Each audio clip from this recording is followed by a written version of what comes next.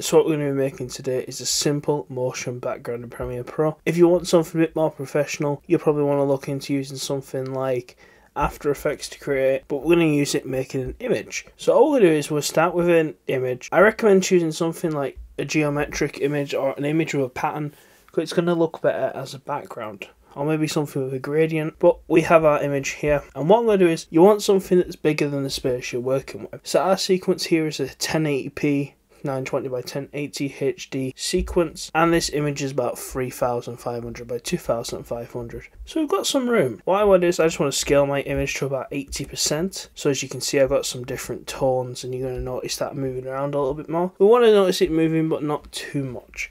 So first thing I'm going to do is I'm going to make mine a second long. Do you know how long you want to make this for, but you're going to see why when we watch the end of the video, why this piece is just a second. So the main part of this here is we have our now 1 second clip of just an image. As you can see, it does nothing. And what we're going to do is we're going to go up to our left hand corner in the effects controls panel here. We're going to go to our motion and position, and all we're going to do is we're going to click the little toggle animation button, which is here, and then all we're going to do is go drag this to the other end. I'm going to slightly change it, so we're going to go from 960 to 900 and from 540 to 500. Once we've done that, if we go back to the beginning, you see that it moves slightly. That's going to be part of our animation. So next we'll drag another version of this image onto the timeline, put it next to the other one. I'm also going to make this one a second as well. So there it is. We're going to also, you want to make sure your scaling is correct as well.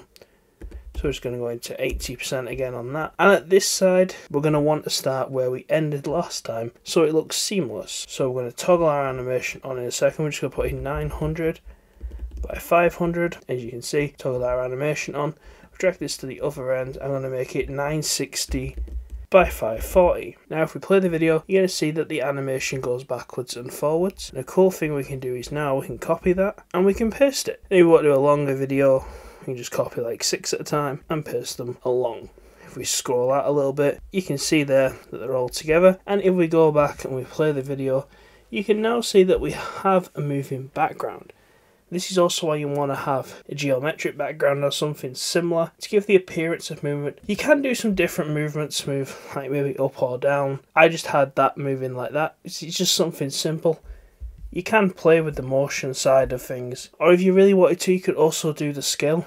I don't really recommend the scale, but you could if you wanted like a breathing effect. You could certainly do the scale, but as you can see, we have a very simple background because we don't want to take too much away from the video that we're putting on top of this background, but there it is. Thanks for watching guys, hope that helps. Please like, comment, subscribe. I'll see you next time.